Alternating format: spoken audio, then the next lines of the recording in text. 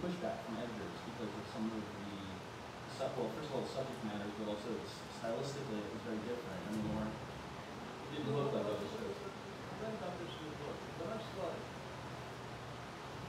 in the 50s, it was Story Monroe, which is my first attempt at the kind of satire I got known for. I wrote when I was in the Army at the beginning of 1951 and finished it when I got out in 53 because it was more than 50 pages long. I was inventing a form that I was going to be with for the rest of my career, and I didn't know what I was doing, and I had to learn what the rules were. I had to teach myself these rules by trial and error, and then I had to find style. So, finally evolved as a completed book about a month or two after I got out of the Army in February of 1953, and then I took it around to all the publishers in New York.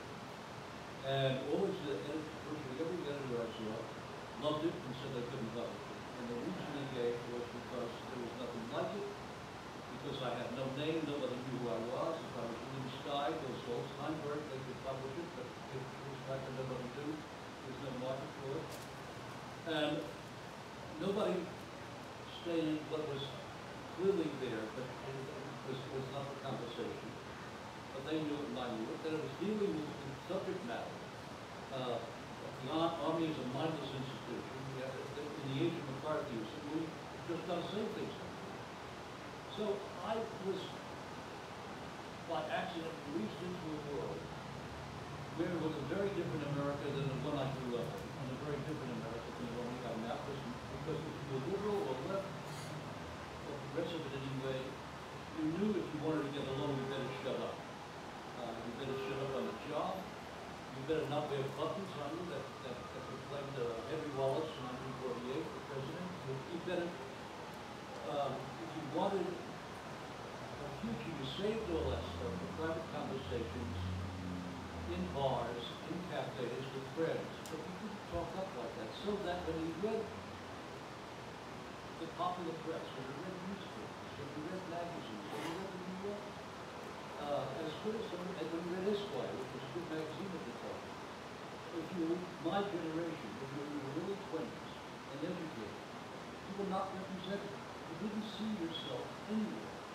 You could identify some of the stories that sound because they were kind of out there in outer space and they were exciting and they were free and the language was extraordinary. But that wasn't what you either. It was just another world. There was nobody who spoke like it. And when I started in the books within 6 weeks or so, the kind of comments I got was not how funny, how terrific, how satiric. It was, how'd you get that into print? How'd you get away with it? And I wasn't trying to get away with anything. I was not trying at that point to do something. I was just trying to make it. I wanted very hard to be a good boy. Once I made it, I stopped being a good boy. But I just wanted to figure out a way of saying the things I knew, because I put it all around me. And what it turned out I was doing was representing the unrepresented. And they loved them, of course. And it was not my famous, I say, it was not my famous. But once I got a sense of where this was going, of course I ran with it. And then more and more, the Cold War was the dominant theme at the time, the Cold War policies and Cold War politics. And my political education came from a man in my upstart who ran a publication that came out first of the West Coast Weekly, then it was evaluated. And Izzy Stone was an old-fashioned radical American journalist and taught me how to think and how to look at politics, how to question authority. I mean, we still, in those days, that our leaders told us are true. We believe in government, but we don't. We believe in official statements and all of the stuff that we now, everybody, left and right, thinks is a sham. Had credibility. There was no credibility gap before Lyndon Johnson. He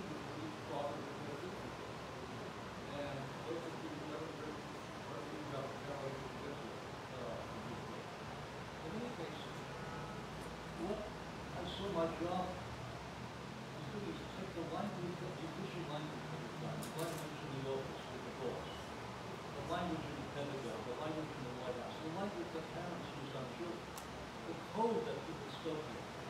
And I was basically exposing the code, but doing it with humor, doing it 6 or 8 hours, and showing it up what it was. And because I scooped up on the reader and wasn't using polemics, wasn't beating them over their head, for those who are going to have difficulty with this as a frontal argument, by the time they realized my point, it was too late to resist it because I had come to the back door. And I found that was a wonderful way, sincere, creative,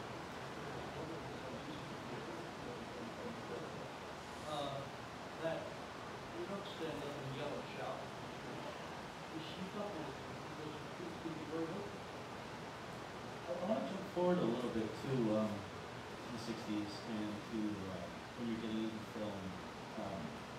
One of the things we talked about last time, and actually one of the sort of amazing things when you read this book is that well, first of all, beyond all the people who you knew, at one point in these memoirs, Stanley Kubrick calls him in and asks you to work on Dr. Strangelove, what would become Dr. Strangelove. It's kind of amazing. And explain what happened there exactly. He turned you down, or you turned him down?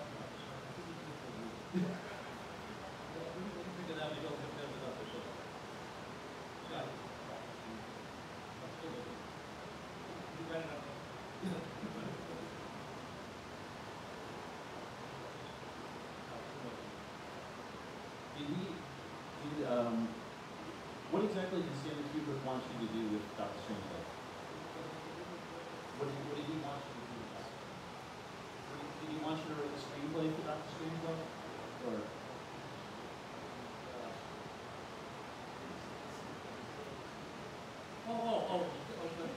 Yes. When I was in the Army, I was stationed in Long Island City for a while with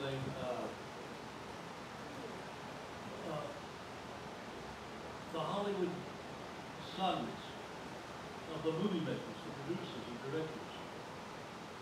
As I call them, the juniors. Eric von Stroheim Jr.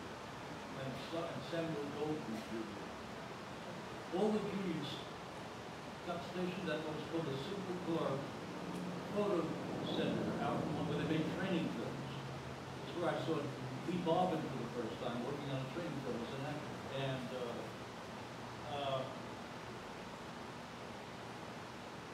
and there was a young man out stationed there named Jim Harris, who I became friendly with, who just before he got out of the Army, partnered with Stanley Kubrick, also from the Bronx, to start making films. They called themselves Harris Kubrick, and he introduced me to Stanley, and we saw a little of each other just socially and talked, and I saw some of his early films like Phyllis Kiss and some other things which I thought were great. And then when he made it in Spartacus, he flew me out to the coast to talk about doing a movie about a modern dancer, because he had a girlfriend who was a dancer, and I think he wanted to get back at her. And the more we talked, the more I realized that Stanley, who I admired, had ideas that were going to be Stanley's, and but my job was essentially to be Stanley's stenographer and be his voice. And I would have welcomed a collaboration where it could be both our voices, but Stanley took no prisoners. And I turned that down, and then when he was going to do Strangelove, and brought me out again to talk about it, I realized he was going to do, he had a Mad Magazine approach to humor. That wasn't mine at all, and I had a much more nuanced, sophisticated, and far less likely to be successful idea than what I wanted to do. So we got Terry Southern to write the screenplay, and Terry was a friend of mine, and the movie is one of the great political statements ever made by Hollywood. It was a masterpiece. So, and I don't think I could have come near what they did. So I'm sorry not to have a chance to work with Stanley, but everybody who ever did work